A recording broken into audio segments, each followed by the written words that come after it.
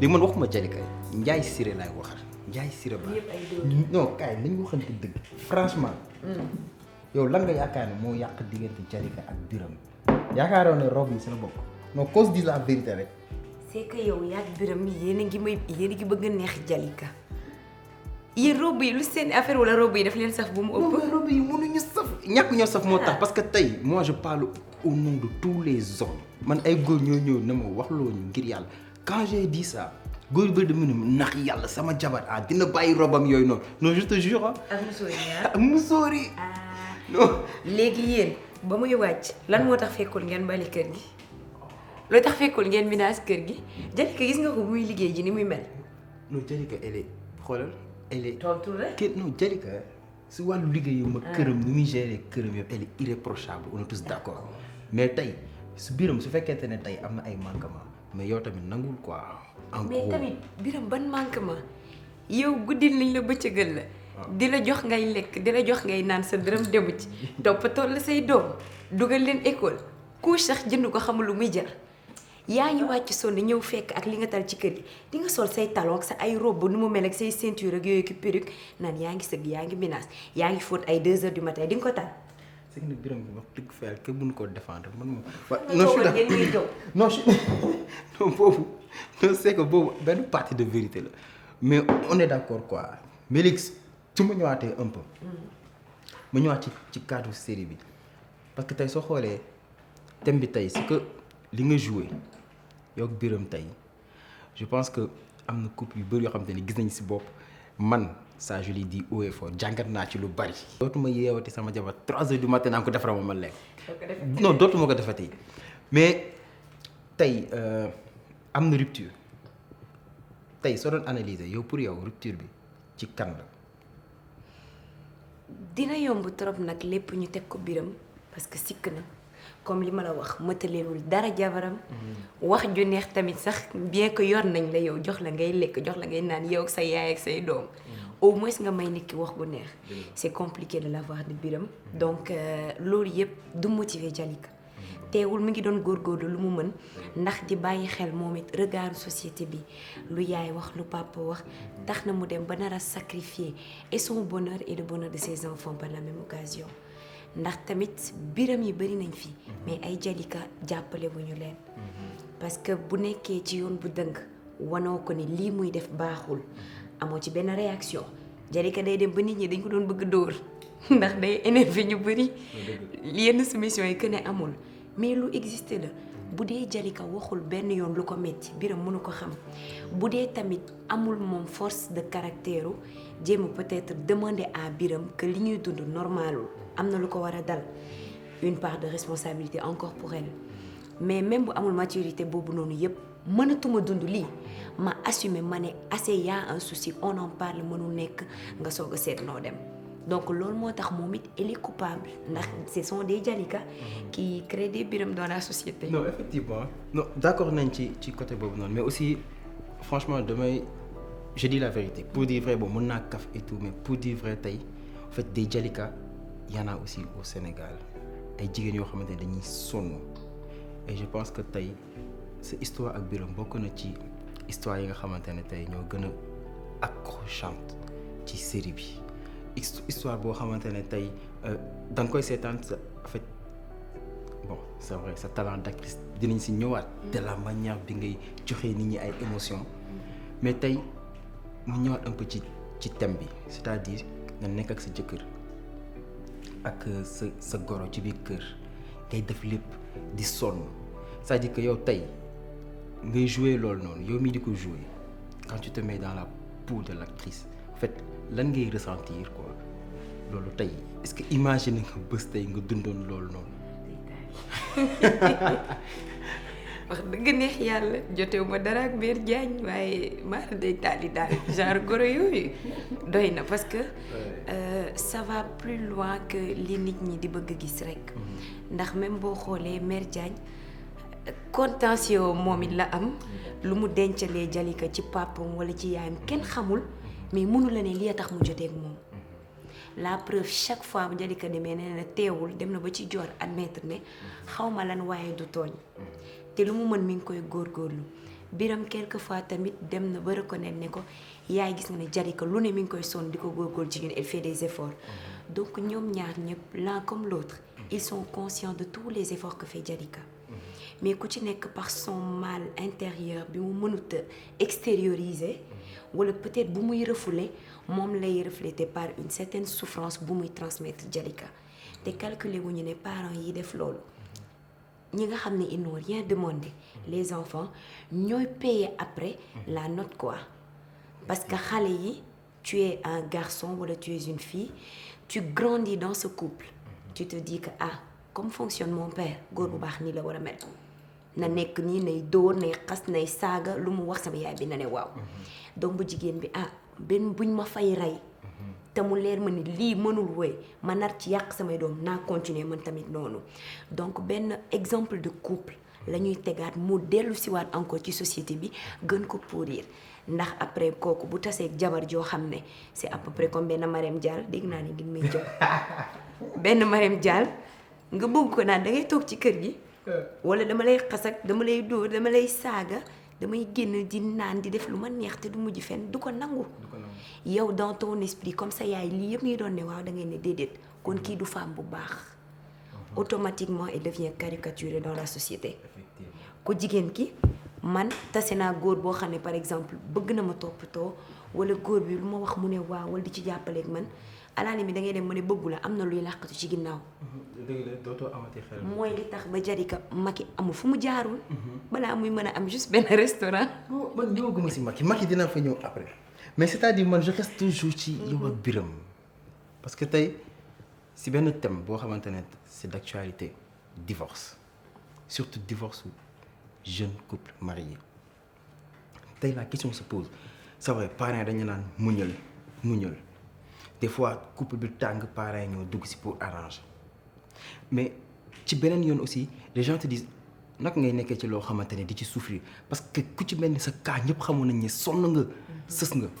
divorce bi est-ce que jàppoon nga ni c'était la meilleure décision à prendre soo analyser aussi conséquences yi ci am après sa doom ak tout ça ak tamit Biram bi nga xamante ne dans le fond on sait qu'il t'aime. Mais c'est pas une raison au fait parce que l'amour quand il fait mal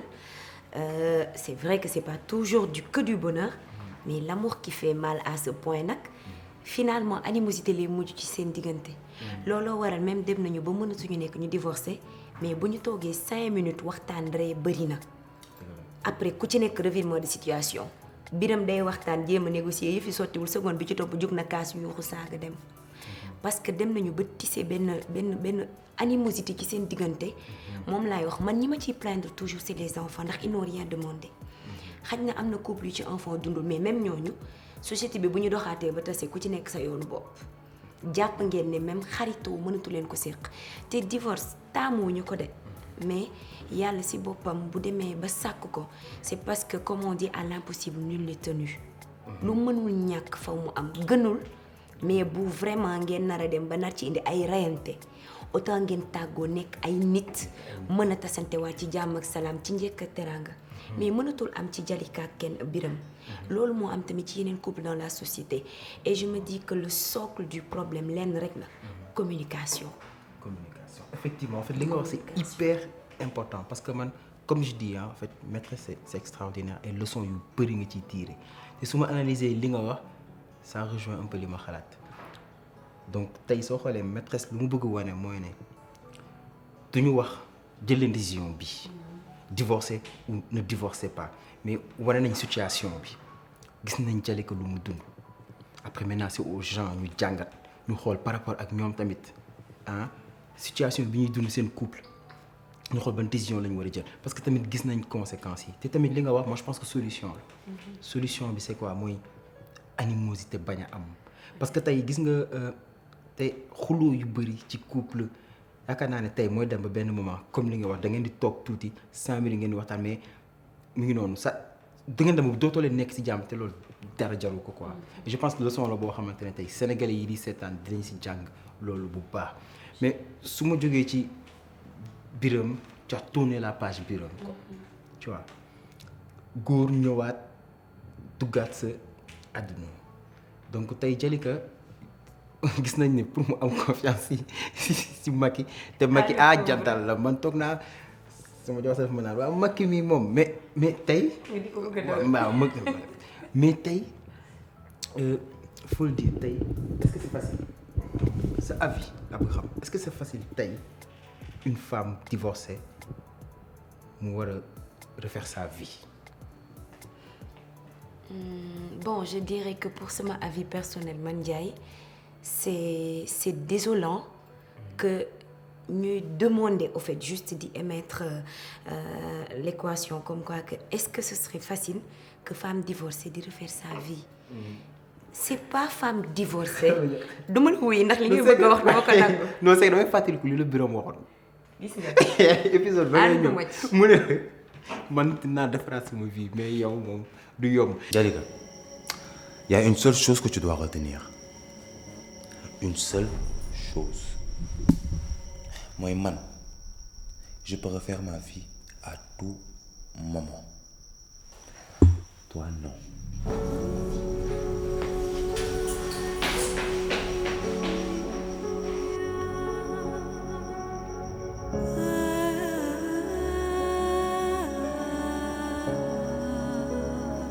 te loolu man gis naa ci ay femmes divorcées yoo xam ne dañ ma bind mer c'est que suñu meree rek c'est parce qu'il y a une part de vérité. non foog nga ne violence psychologique on peut dire bi Birame peut-être pas bi gën a mag bi mais bi gën a présent ci li Birame bàyyi ci Jalika loolu la parce que tax na góor bu baax ñëw na jéem doo am tous wala di nga daw ba dee bu mu demee ba même bu nee waaw toujours li tax mu dem ba may ko chance mu ngi xool fan la faay bi chaque jour mi ngi koy sourire mais ak saa bu yeewoo elle s'attend au pire lan la may def si moom parce que ñoom ñëpp a yem bataille psychologique la comme quoi que man je pourrais refaire ma vie mais toi jamais te neexut a weddi ndax société bi tamit nañ ko wax te de loolu la ñuy doxee. et ça se voit yak Macky ndax du fait que concept femme divorcée bañ koy wax rek mooy déjà première stigmatique merci ak ay enfant ay bébé Malick fii Amina fii ak ay façon xam nga ni kër goo dem di yomb. non mais Amina na waroon nañoo ci waxtaan parce que ñu bëri nee nañ ma non xoolal kañ nga ñuy wool Amina. bu ñoo toog leen jàmbul gis nga problème bi mooy du ñu calculer ni boo indee thème femme divorcée femme veuve parce que je vais aller plus loin ba ci les veuves gis nga femme la te femme yàlla moo ko teral da ngay nangu delloo ko li ko yàlla jox ñëpp am jàmm gis nga ku ci jéem a am lenn loo ciy sikk sàkk yàlla tere di ko doo ko fekkee sax ba ci man dara. on vous aime. non mais c'est bien et puis moi je dis tey ça se voit sa relation ak Macky mu ngi commencé ñëw mais man j'ai une question dafa am benn défi bu ma defoon ba may seetaan sa début relation ak Macky léegi yow moi je te demande en tant que Jalika en tant que Jalika da nga waxoon dëgg rek ah parce que soo xoolee personnage yu Macky personnage yu Birame c'est différent am na affaire yu Birame am moi j'en suis sûr et certain parce que man comparez-moi un peu Birame ak Macky avant may dugg sama question. problème le Birame Macky une seule chose elle retrouve en Macky tout ce qu'elle aurait souhaité voir chez Birame lii rek la. li manqué ci Birame wala tout ce qu'elle aurait souhaité. ce qu'elle aurait souhaité voir c'est pas question lu manqué ak lu am parce que tellement que mook Birame fi ñu yem jéemul xool sax lan moo nekk ca biir si ndax loolu am ci parce que Birame bi affaire de feeñu Amina bi mu réeree ba feeñ xoolal comme il est devenu ba ñëpp yaakaaree ñu ko woon di sotti Birame di ree ñëpp ne Birame a ngi ree parce que donc peut-être y a une part de bonheur te yaa ngi koy gis mi ngi koy dund ak Dior donc mais Jalika li mu doon dund tax na mënul woon gis leneen elle a même pas cherché mais li mu doon bëgg gis ci Birame loolu la en quelque sorte c'est un transfert qu'elle a fait vers Macky c'est son idéal. d'accord mais film la te ku ci nekk tamit yaa si am jàngat bu la neex man sama jàngat laay def te xam nga sama jàngat la ma wax Birame moo dee sa xol Macky solution de waaw non mais Birame non attends coloniser na leen ñëpp non man en tant que góor man quand je regarde Birame il me fascine il me fascine. xam nga donc il me fascine. tey jii nii non je parle du personnage ah te xam naa ne dans le fond Jalika laay wax de man Jalika dama ko jàppee comme nit kuy dund moi Jalika su ma gisoon tey je lui dis carrément xoolal biram nga ndox Macky daa yambar xam naa des fois dañ ko bëgg mu kii mais damay ñëwaat si leen. baax na daal damay ñëwaat aussi si yow quoi. si Ndiaye Série surtout l'actrice parce que c'est vrai bon maîtresse nekk na série boo xamante ne ça fait des millions de vues donc c'est vrai que moo la gën a propulsé mais gis nañ la aussi tamit surtout ci C'est la vie xam nga am benn sa talent d'actrice kenn naatable wu ko je pense que tey et ça je le dis bokk na ci actrice yi nga xamante ne ñoo may gën a jox émotion sinon l'actrice qui me donne le plus d'émotion si yenn jeu parce que am na ay séquences yoo xamante ne tey c'était jooyloo nga ay nit bale biram di dóor.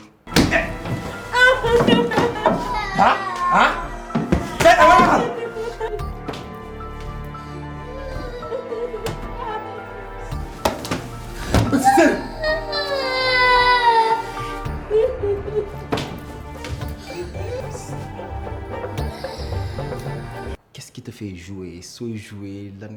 est-ce que da nga koy dund carrément tu dis que c'est la vérité wala qu'est-ce qui te fait jouer? Tu l'as dit tantôt. Déjà, je te remercie pour tes propos. Un acteur comme toi, ça me touche beaucoup. C'est très gentil. Mais moi, je le vis. Le jox à jouer et tout, je le sais vrai, mais puisque ñi ngay jéem a convaincre wala ñi ngay jéem a waxal ce sont des personnes réelles qui existent, il faut une part de réalité. Parce que nee nañu xawma lekkitu kese naxul mag. Il faut que fu nekk nga ñëw am loo fa teg boo fa bëggee jëre dara. Donc pour s'inviter chez les gens dans leur esprit ni ñuy gisee ni ñuy xalaatee faw ñu ñëw wan leen nit lu dëggu. Fiction am na ci élite mais faw ñu wan leen lu dëggu. Donc man de préférence samay jeu je prends la peine d'étudier le personnage mu doon lu may vivre en réalité ou pas je fais mes enquêtes derrière dem renseigner wu ci de sorte à ce que mu ñëw jox ko àq. Parce que nag ki dem ba bind projet ki dem ba ne moo koy produire ay nit yu dajalee yaakaar la espoir dem di def seen choix ak seen casting ñëw ne yow la xañ na am nga loo prouvé ne nga macha allah ba tax ñu jël mais tamit amoon na ñeneen ñu la fi gën a ay comme yow it ñoo teg tànk mais yow la ñu porter le choix un minimum c'est de le mériter te it bañ ku ma yab tax na ku ma séqal dara bëgg naa ko jox àqam ba mu mët ba fu ñu tasee je garde la tête haute et je le sens comme un devoir envers la société parce que mu neex mu naqari am na ñuy représenter on est porteur de voix ñun ñëpp ku ci nekk am na benn Jalika am na benn Biram benn Marème Dial ku ci nekk ak li muy dund ak lu mu bëgg a expliquer amul fu muy joxe amul fu muy amee opportunité expliquer lu mu def le pourquoi donc à peu près ci ñun lay jaaree benn Jalika ak Biram ñu ngi toog di seetaan Biram bu gisee ba fi mu yegg ak Jalika ba dóor amaana yeggagul foofu mais dina ko yee ci kon lii buñ ci mujjee du wax ma wax de mais télé bi ngi waxtaan ak ñoom ñaar ñëpp su ma continuer ci lii laa nar a mujj loolu il faut nga am ci benn part de réalité booy jox àq liggéey bi ngeen mën ci dem bay transmettre les émotions mu am ngëm-ngëm boo xam ne ku la seetaan xam ne quand même li muy def jox na ko àqam te dëggu na ci ce n'est que ça. Effectivement comme li nga waxoon waxu une grande professionnelle ah te aussi sax ça se voit avant ngay jouer damay seetlu sa concentration te centré concentré avant ngay jouer juste benn conseil laa bëggoon naa nga tiim caméra bi am benn conseil aux femmes qui sont mariées et qui vivent une situation très difficile seen biir kër juste un conseil de cœur génne sa xol nga wax leen ko quoi ñu ngi dund métit qu'est-ce que tu leur dis? loolu maa ngi koy résumer juste ci benn maître mot mooy communiquer leen et ci ngay mën a am naqar wala bànneex mën ko génnee ba transmettre ko sa partenaire te it muy góor muy jigéen boo amul bànneex genre le bonheur en soi-même on ne peut pas le transmettre li nekk ci yow ngay mën a génnee donc boo toogee di dund tam souffrance bañ nga wane sa naqar wala leen tu ne pourras jamais transmettre le bonheur à ton partenaire asamala ak keneen koy dundandool ci société donc waxtaan leen àddina lu fi nekk dañ koy waxtaanee lu ngeen seet vraiment séparé kenn bëgg ko na doon dernier recours yàlla mi dem ba teg ko nag xam na ne à l'impossible nul n'est tenu mais waxtaan leen génne leen ce qui fait mal n'ayez pas peur de percer la plaie lapser autant pour moi pour mën a yegg dans le fond du problème jéem ko résoudre ba ngeen seet ne def ngeen lépp ba mënul nekk comme ça ëllëg incha allah regret du ci am. kontaan naa. nga la kontaan. mais lenn rek balaa ñoo dem sa robe yi ngay tourner. fan la nekk. sama. robe yooyu noonu ngay sol. yaay maa ngi SOA maa ngi saawaan. waxuma yooyu de samay batik ngay wax. yooyu noonu yu oyof yooyu noonu nga doon sol. samay batik ngay wax waaw anuñu. fa la ñu collection Jalika dafa leen di lakk.